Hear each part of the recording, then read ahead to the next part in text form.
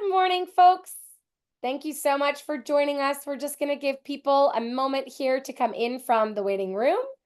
So folks have a chance to get some coffee if you need it and sit down and get comfortable before we dive on into our session. It is so Michelle, how is the exciting. weather for you? Did you guys have snow yet? Oh, yes, we had a dump of snow yesterday. It made for some crazy driving conditions, Oh, I but bet. it's a little bit better. The forecast is still for more snow, but I think Christmas is coming I to, love it. My favorite time of year, all of the burr seasons. Awesome. right? Michelle, it looks like we're probably ready to get started. Okay, great. So we don't want to waste anybody's time because welcome to episode 2 of RBSN, the Rural Business Support Network's Biz Bite, where we bring you valuable information in 20 minutes or less that can change your business. So thanks everybody for coming. My name is Michelle McFadden. I am the Business Development Advisor at RBSN, helping you grow your business. And I'm super excited. We have Brianna Blaney in the house today from Pocketed. She is one of Canada's renowned grants experts. I have seen her present for ATB Financial before, and she impressed me. So I had to call her and to share a little bit about Brianna. She is the CEO and co-founder of a company named Pocketed. So we all know that money is a leading barrier to innovation and entrepreneurship. So as an experienced founder and entrepreneur herself, Brianna has lived through this pain.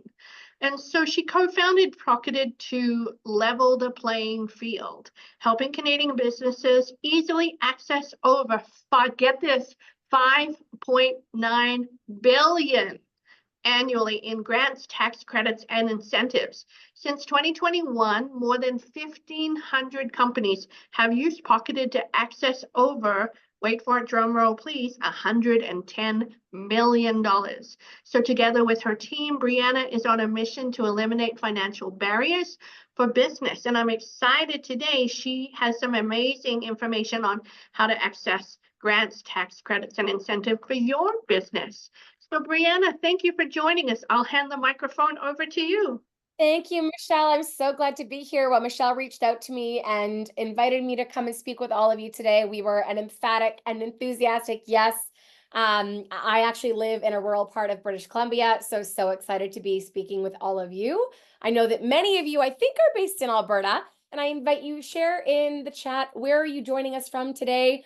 And what are the companies that you're with, the industry sectors that you're in, and that can help me as well as we're getting into Q&A, share different examples of programs with you. But let's dive in because we don't have a lot of time, and I know this is intended to be short and sweet, so let's dive right in. Community is a big part of what we do at Pocketed, and engaging with the ecosystem of founders of businesses that are building across the country is what drives us. And Michelle shared already, we built this business to solve our own pain, and that's true. And so sessions like this are really important for us in delivering on our mission and our mandate. And again, we're just thrilled to be here with all of you. So I want to tell you a bit of a story. My son is 3, and he started skating lessons recently. And it happened to be that his first skating lesson ever was the same day that I had to be at a girlfriend's celebration of life for her grandma. So a bit of a sad thing I was going to, but again, community. You've got to support the people that you love. So I was feeling a lot of FOMO about missing the first skating lesson ever for my son, because he's been so passionate about hockey his whole life. And my husband is sending me videos of my son, and he's that kid in yellow pants. And I'm looking at these videos, over the moon excited, going, oh my gosh, he's crushing it. He's not falling. He's not sitting on the ice. He's not licking the ice like the kid in the corner. He's actually up and skating and about to go on a joyride. So I'm watching these videos on silent during the celebration of life. And I send my husband a note and I say, oh my God, he's crushing it. So excited. Future NHL star here. Calgary Flames, Vancouver Canucks, who knows? But he is going to be a star. And my husband sends me back this really cryptic message. ... Absolutely not. You see, what I missed by watching this on silent was that the entire time my son was on the ice, he was scream crying. And that, folks, is entrepreneurship. My experience of entrepreneurship, most certainly. which is that even when people look like they're crushing it, they're joyriding around the ice, being pushed by someone they know and they trust, someone somewhere is doing the work appropriate equivalent of scream crying. And it started for me with starting a business at the same time as getting pregnant and having a baby. So I was up at night, with a newborn. And then very gradually, I stopped being up at night with a newborn. And I was now up at night thinking about my business. And more often than not, what was keeping me up at night was money. And from all of the founders messaging me back at 4 a.m, I can tell you with certainty that I wasn't the only one up at night thinking about money. And that is why we built Pocketed. Capital is critical. We all know that. And of course, there's different types of capital that we can and will access to build and grow our businesses. And for most of us, we're going to use some combination of these types of capital, often at different stages in that scaling and growth journey. And Pocket is no exception. We've used everything from raising equity to grants, tax credits, and incentives. We certainly bootstrapped very early on. And of course, really prioritize generating revenue, in my opinion. It's the most valuable source of capital you can have is money from the people that you built your solution for. So there's all sorts of types of capital. And today I really want to help you understand the power of grants, tax credits, and incentives and the role it can play in your capital mix. And again, it's one tool in your capital mix, not your entire capital strategy. And we'll talk a little bit more about that. Michelle already shared that there's a lot of money distributed every year in grants, tax credits, and incentives, over $5.9 billion in a normal year. It's a lot of money up for grabs. And it's not just for software companies. There are grants available for all types of organizations, whether you're a brick and mortar company, you're in the ag space, you're in manufacturing, construction, you name it, there are grants out there that can fund your business because what your business is and the industry in which you operate is frankly the least important thing. The most important thing is the projects that you are investing in, how you are investing in actually building your business, because that is how the government prioritizes money. So let's talk about some examples. I'm going to walk you through a few companies that we've had the privilege of meeting and supporting. And this is one example that I love to share.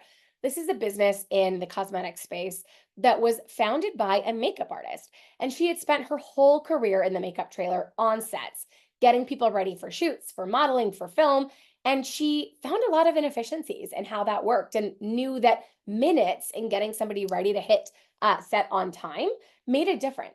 So she saw an opportunity to build a new cosmetics case that had a substantial improvement in the time and efficiency to get people makeup applied and onto the set. So she originally was doing it all by herself. She was working full time in the makeup trailer, building her business on the side, and she was capped out. She needed more resources to grow. So she was at 400 grand of revenue, fully bootstrapped, selling in 8 countries, and tired. She didn't want to keep doing it alone. Her first grant she ever got was $30,000 to hire her first employee. And it covered 100% of that person's wages for 6 months. So she went from being a team of one, doing it all on her own, to now having a second person to help her expand her capabilities and capacity. And based on the energy she now had, she knew she was ready to expand again. So the next grant she went and pursued was $26,000 in market expansion funding to enter 2 new European markets. This money helped her attend trade shows, pay for digital ads, translate her website, and ultimately benefit from working with an expert marketing consultant.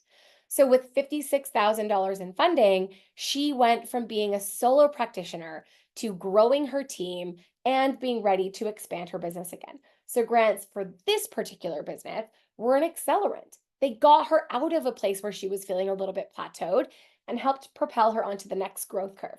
So a really cool story. This is another company, an Ontario-based business, and they were led originally by 3 co-founders producing a line of natural beverages. They had just landed their first order in Costco, major milestone in anyone in the egg or food space or the product space, and they were actively developing new product lines when we met them. They were generating revenue, yes, but they had really big ambition, bigger ambition than they had resources to meet. So it was the perfect time for them to be thinking about grants. They'd had some initial success, but they needed to grow their share of market. And while this may be daunting, this is also great news when it comes to grants because all of these types of things, building new products, expanding into your market and expanding into new markets, all of these types of activities are activities that grants want to fund. Grants are designed to fund that type of growth initiative. To date, this company has added 12 new hires to their team, all of which have been subsidized by grants. They also won $30,000 to fuel their international market expansion. And I think the most compelling win for this client was $46,000 in agriculture funding. Maybe seems a little bit atypical. Why is a natural beverage company getting an agricultural grant?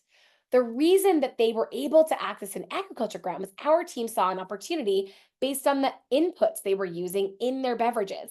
They were using locally sourced Ontario agri products. And for that reason, they were eligible to get $46,000 in agri funding alone.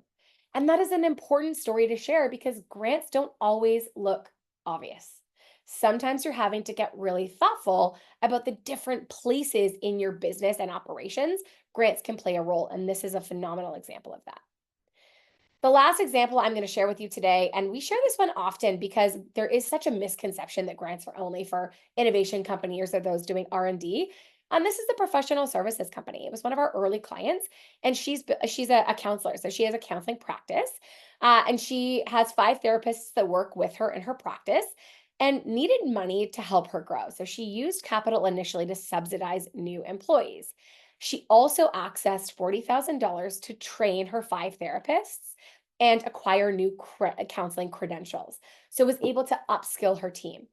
What is compelling about this client also is yes, she's professional services, but she was able to access development funding to capitalize on an opportunity she saw, which was she couldn't find the right off the shelf product to manage her practice. So she was able to get R&D funding to help her build a proprietary solution that specifically met her needs, a mental health wayfinding tool. And it was a really valuable project that has benefit far beyond her. And as we can all agree with mental health being so top of mind right now, the wayfinding tool has implications socially. And that is an important piece of benefiting society, which grants also care about. So, what are some of the common threads that we talked about? Well, hopefully, what you heard in those examples is that they were 3 very different types of businesses. A common thread is that they were all growing, it wasn't just business as usual. But what we talked about is the projects and the investments that they're making. They're creating jobs in the economy, and therefore they're able to access wage subsidies. They're doing research and development or building new innovation or new innovative ways of doing things, new process, new products, new inputs, not just technology. And therefore they're able to capitalize on R&D funding, and 72% of grants are adjacent to innovation and R&D. So a substantial chunk of funding in Canada. They're also upskilling the workforce. I shared about the counselor getting new credentials for her team. Improving sustainability is a big priority. Purchasing equipment, expanding our domestic manufacturing capabilities, and exporting and market expansion. So these are the 6 big categories when you look at government funding that you will see funding available in. Because funding is not altruistic. Every type of capital you will ever access has an expectation of a rate of return. And for the government, the rate of return they expect is a benefit to Canada and growth for the economy. So what you're doing and looking to fund has to have some fairly clear link back to both the benefit to Canada and how it's going to grow our economy. Unpopular slide, but I'm going to share it. These are the things that are typically not fundable. And this list is probably going to annoy some of you. But generally speaking, all of these things can be classified as business as usual. The government simply doesn't fund it. We don't fund business as usual. If you're operating your business, that is not to say you're not building a fantastic business. But if you're not growing and spending new money, you're not likely to be highly eligible for grants. You may be able to get a grant here or there, for example, a wage subsidy if you're hiring even just to replace someone, but you're not going to get a lot of new money. Things like buying a business, an unpopular one to hear about, not really fundable. And the other one that I want to just underscore, marketing and advertising is generally not a fundable category. There's some creative ways around this by using hiring grants to hire marketers, but generally speaking, it's not a highly fundable category, which is tough because it's probably the one that we hear from the most. Businesses in Canada want access to funding to help them grow through marketing. So what does this landscape actually look like? Well, right now in Canada, I checked this morning, there's 1,734 programs open and accepting applications across the country. And that number, folks, changes every single day. And not just every day, multiple times a day. Because grants are, as my co-founder says, ephemeral. They come, they go, and they change with very little warning. There's 77 programs out of that 1,700-ish that you're likely to be eligible for based on your criteria of your business. And maybe 3 of those are going to be relevant to pursue based on the projects and initiatives that you are tackling, the places that you know you need to spend money to achieve your growth goals. And this funnel is critical. It's really hard to go from 1,700 programs that are changing all the time, understanding them, staying on top of them, down to that 3. And that's why we built Pocketed. Pocketed simplifies that process for you. It is a software tool that all of you can access. We're going to drop a code later on today. Abby might actually drop it in the chat now, so you can have access to a totally free account, courtesy of Michelle and her team. And our platform's going to do this process for you. We'll match you with eligible programs. From there, you will have to use the tool. It is a tool. When it's free, it's a tool that you have to use on your own. You have to use the tool to identify the programs that are relevant for your business. Then you will apply for those programs. We offer tools in the platform to help you do that on your own. We also do offer grant writing for fees if you need help with that. And then you win the money. And we try to make this process easier. And so far, we've been very successful. We support more than 17,000 companies across the country. They've now accessed over $200 million in funding. And we're really proud of the successes we've heard. And I can't tell you the number of people that I meet with or run into out in the wild at events across the country who tell me, oh my gosh, Pocketed. I've been using your platform and I've gotten tens of thousands of dollars to help me grow my business. We've never made money off of them because we built a tool to help you. That's a big part of our mission. If you do need support, you want us to help you select programs, you want us to help you navigate through all of that noise, we can do that, but there are fees associated with that through our services. So again, the software tool you'll have access to, courtesy of Michelle, totally free today. But if you need services, that is something that we just can't scalably offer to you for free. So how do you be successful with grants? Well, we're not going to cover all the details of tips today because I want to get into some programs for you. But one tip I want to leave you with is an important thought for many of you who might be looking at this information going, shoot, I'm doing a lot of business as usual. I don't know how much funding I'll be able to access in grants. And the answer for you might truly be not a lot for your business. But a reframe for you. Think not just about how grants can benefit you, but how grants can fund your customers. And a couple of really specific examples. We work with a mass timber architecture firm, and they do a lot of development on Indigenous land and on communities in rural communities. And when they came to us, they definitely are using grants for themselves, but they were actually looking for funding for their customers. So again, those Indigenous communities or rural communities that were looking to invest in affordable housing, for example. And we were able to find 32 programs that weren't available to our client, the architecture firm, but were available to their clients. So think about the impact that can have. You can accelerate your sales cycle. You might be able to get a faster yes on more affordable or sustainable materials that perhaps are a little bit more expensive. You might be able to offer a training solution and help your client grant fund that training solution. So it allows you to get the sales velocity. It allows you to charge more. It allows you to do what you do and to have a very compelling value proposition to your clients. So that is something that I will leave you with as a tip, particularly if you're looking at this going, I don't know where grants fit for me in my strategy. They will fit for almost all of you. It just might be in this category if it's not as obvious for yourselves, if you're not really doing a lot of those fundable activities right now. We're going to end with a handful of programs that I want you to have on your radar. Abby will drop links to these programs in the chat. You will be able to see all the details once you create your Pocketed account. So save those links. And I think Michelle will send them out after as well. But I have several programs that we're going to spotlight for you. The first one is a Career Ready program. This fits in the category of student hiring grants, also known as Student Work Placement Program. So the Student Work Placement Program is one large federal fund of dollars, and it has 18 different organizations that deliver that money. So delivery organizations or funders. The reason I share that with you is that it shows you and highlights some of the complexity of grants, because not all of those delivery agents are created equal. They all have their own application process, their own nuanced requirements of the roles they will or will not fund, of the candidates they will or will not fund, of the application process, how they're going to deploy your capital. Some will give it to you half up front and half at the end. Most grants do work on a reimbursement structure. Others are going to give it to you all at the end, only once you prove that you've paid that student the money you said you were going to pay them. But generally speaking, this is going to fund you to hire students that are Canadian citizens, refugees, or permanent residents, that is a non-starter for all hiring grants in Canada. They have to fit in one of those three categories. International students and workers are fully ineligible for hiring grants in Canada. Definitely a limitation. We totally understand. The government wants to create jobs for Canadians, and that's why you see that, again, that link of the benefit to Canada and the political agenda. But this will give you $5,000 to $7,000 and subsidize your students' wages 50 to 70%. We love this funding because you can stack it over multiple semesters. Students, like frankly, we've hired lots of students, and you want to do it in a specific way where you're either putting them in a role that is well contained and defined so you can get value out of them quickly, or you want to work with the same student over multiple terms because all of us get better at things the longer that we're doing them. So students are no exception. Give them an opportunity to be successful, and you can fund them for multiple semesters. Pocketed has leveraged this funding since day one, and it at one point helped us cover 95% of our payroll costs with grants. So really, really powerful and impactful. There's also not really a limit on the number of students that you can hire and fund. So great one for many of you, and often one of the first grants you'll get for your business. So a great place to start. Anyone that's over a certain revenue threshold, over $100,000 in revenue, can start looking at market expansion funding. This program opens every year, generally in Q1, and it will fund you up to $50,000, and it's matching. So you'll put another 50. So $100,000 project to expand into a new international market.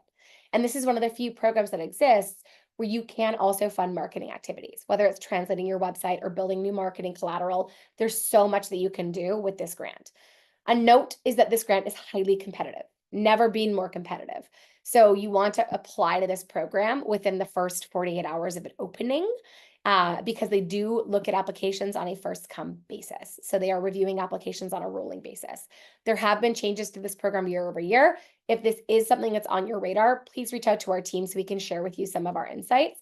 You can also see those insights if you have a Pocketed Plus subscription directly in the platform. I also want to tell you about the Clean Technology Investment Tax Credit. These are fairly new and they're going to run for a very, very long time. Sorry, that deadline should not say that. There is no deadline. These are ongoing. So these are uncapped, and they will give you back about 30% of your spend on eligible equipment and activities. So really powerful. We love this program because it's an entitlement. It is not competitive. It is not discretionary. If you are eligible, you get this money as long as you ask for it. So make sure you are asking for it. And there's several different streams of the investment tax credits. They're all related to sustainability. And depending on what your business is, some of them will subsidize new manufacturing equipment, especially if it's to produce anything that's green or sustainable. Others will do EVs that are not meant to be on road. So there's so many different streams of this. And if you are curious and have fairly significant capital expenditures, reach out to our team and we can help you understand where these can play a role in your overall strategy. And then finally, if you're in anything innovation oriented, NRC IRAP is a funder that you should have on your radar and likely already know if you're in the innovation space. We share about this funder because they are not a program, they are a funder. And that's very misunderstood about this funder. They operate more like a venture fund, like an investor, than they do like a traditional funder. They fund less than 10% of companies that are introduced to them in a year. And we encourage you not to approach IRAP for funding, but actually to approach them for advice. So when we started building our relationship with IRAP, we built a relationship over 2 companies and 3 years before we ever got a dollar from them. But what we did get from them was incredible advice because the people that you're paired with, your account manager, they're called industry technology advisors, come out of industry. They've been in our shoes. And that means that they're able to connect you with people, offer their advice, offer their own experience to help you on your own growth journey. So highly, highly, highly recommend if you're in anything innovation oriented, building a relationship with IRAP. There is a pretty high bar, especially if you're in what they call core technology, so building software. But again, we can unpack that with anyone that might be interested in an offline forum. There's, as you saw, more than 1,730 additional programs that we did not talk about today.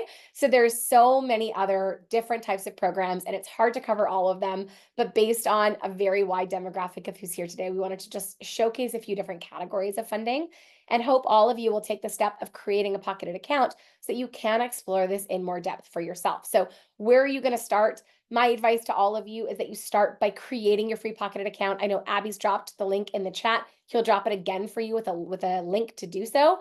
RBSN makes it rain, and that's going to allow you access to Pocketed completely free, and it will automatically match you with your eligible programs. I know I've got a little bit over time, so I want to make sure that we're opening it up to questions. And there is, I don't know that we've used the Q&A function, so that's totally fine. If people have questions, I'm going to look through the chat, but if you do have a question, you're also welcome to drop it into the Q&A. Sorry, I forgot to mention that early on. I'm just scrolling up here. Well, while Brianna's scrolling, I have to give Pocketed an amazing testimonial. I use it consistently to search for grant opportunities that we can share on our social media feeds. It is such a user-friendly platform, Brianna. Oh, I So love to hear that. once you've made the profile and you can see like how many grants are available to apply for that month, or how many you can apply for with a 15-minute application. Just, it's so user-friendly. So for everyone on the call and watching the recording, please take advantage of the RBSN Makes It Rain code so you can access this platform. It will save you a ton of time, and it is the place to go versus Googling grants, because You will end up on page 99 of Google. We've been there. right? Do not Google grants, go to Pocketed. You will save yourself a ton of heartache and possible scams out there Yeah, as well. exactly. I see a few questions that I'll address, Michelle. Terrence has just dropped a question into the Q&A. Yeah, Terrence, so jammed with information. 20 minutes on this topic is never enough. Yes, you will get a copy of the recording. We do not send a copy of our deck, but you will certainly get a copy of the recording and any of the links that Abby shared as well. I also see Carmen asks, do we need to find the student, or is there a bank of them available? And the answer is that some of those 18 funders, Carmen, will offer you access to like a database of candidates.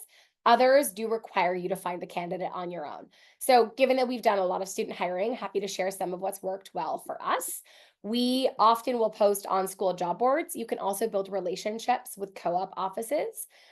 You can post on Indeed, and you can post on traditional hiring boards as well. And we just include a note that it is a grant funded position with a link to the grant, and ask a question in the actual application workflow that says, this position is funded by a grant. Please click here to read more. Please confirm that you meet the eligibility for this funding program. And it's not perfect, but it will help you to weed out folks that are not actually eligible for the grant, so that you are spending your time with candidates that you actually could potentially hire and fund with the grant. So yes and no. One of our favorite funders for SWIPs is called Venture for Canada, and they do have a database of talent. So it's pretty great to be able to access from there. And they are also one of the most inclusive of the types of roles they will fund. But there's niche funders too, for anyone that's maybe in logistics or trucking. For example, there is a funder that exclusively funds your sector and will fund all types of roles, but exclusively funds companies in your sector. So capitalize, yes, on the general funding, and look at what's available for some of those niche programs too. But the baseline for the average company is that you'll start with hiring grants. You might use CanExport if you're doing some market expansion. And then largely what you're doing on top of that is niche programs if and when they're available for you. And that's true for earlier stage companies. As you scale your business, you become more eligible for programs that have a higher revenue threshold and or fund more specific and large scale investments, whether it's multi-million-dollar loan programs, anyone that's looking to modernize your own operations. Even if you're not in innovation company, you can access grants for AI and implementing AI to improve operations. So really so much funding available, and it comes down to, what are you investing in? And that's a caveat I'll leave you all with, and then I know we're at time, but you want to be thoughtful about grants because they can be distracting. They're an opportunity cost like anything else. So when we think about the projects and your fundable activities, that's really intentional. If you come to us and say what grants are available for our business, we're going to tell you to go look and pocket it. If you come to us and say, I'm looking to fund this initiative because we want to achieve this outcome, and in order to do that, we need to hire people. We're going to create jobs. We need to train our existing team on new equipment. We need to buy new equipment. Then it more quickly allows us to help you find programs that are relevant for those activities. So do that work. think about it. Abby, if you want to drop in the chat, we have a funding roadmap tool that can help you think through some of that framing as well, folks. And Abby may or may not be able to find it quickly enough. But we do also have a funding roadmap tool that all of you are welcome to download and use, and it's totally free.